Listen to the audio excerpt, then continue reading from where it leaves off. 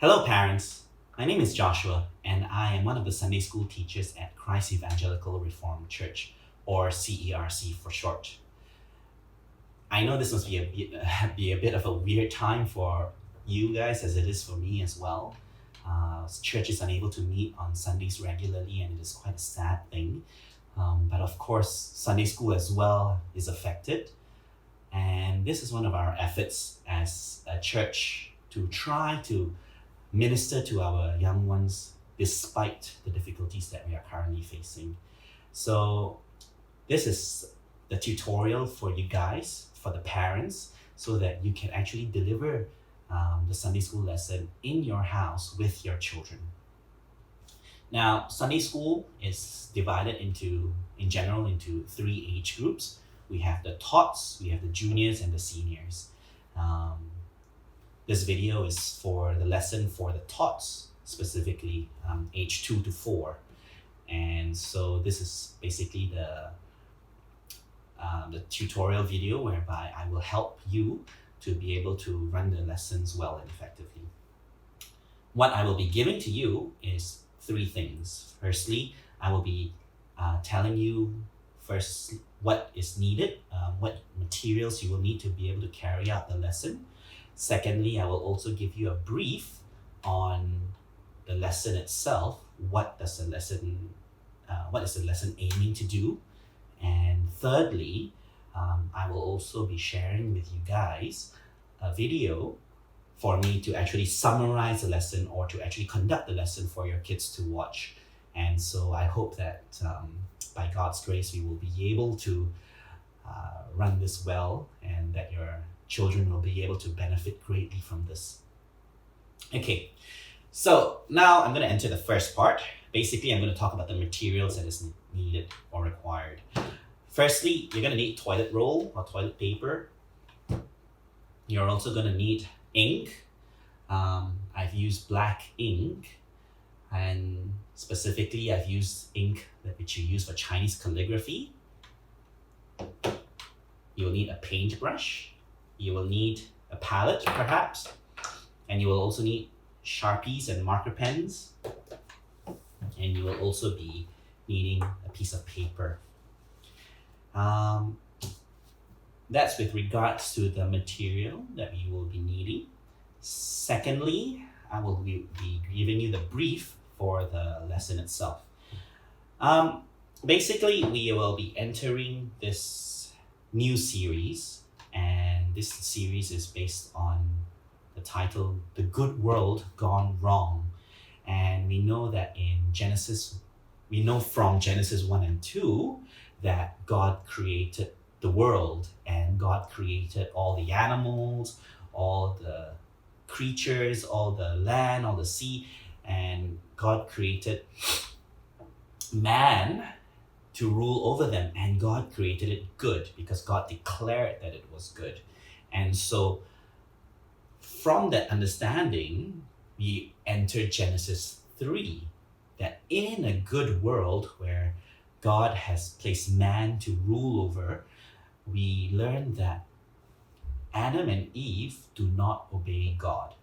And when Adam and Eve do not obey God, they actually end up sinning against God. And as a result of that, sin entered the world. And we know that sin is passed down from generation to generation to generation. We see this sin increasing as the generations go by, especially with Cain and Abel, where Cain kills his brother Abel. We also know that, the Israelites and all that sinned. And so that is basically the lesson that we would like to teach the kids, that sin, which originated from Adam and Eve, have been passed down from generation to generation to generation until you and me. And when we talk about sin, we talk about sin in the sense that we are unable to come close to God. We are unable to worship God. We are unable to make God happy. That is how we define sin for TOTS, that we cannot make God happy. We cannot please God. And so that's what we will be teaching during this lesson. In the next video, sorry, just to continue. So what I will be doing is I will be explaining to them from generation to generation, sin starting from Adam goes up to Cain and Abel, to the Tower of Babel, to Noah. Basically, it passed on from generation to generation and into even different civilizations like the Greeks, the Egyptians, the Chinese. And lastly, this is where you parents will be able to work with your kids to be able to come up with your own little drawing for yourselves and for the kids themselves. You will notice that on each of them, they have a blackened heart. And that is what we use to denote sin or to symbolize that the man has a sinful heart.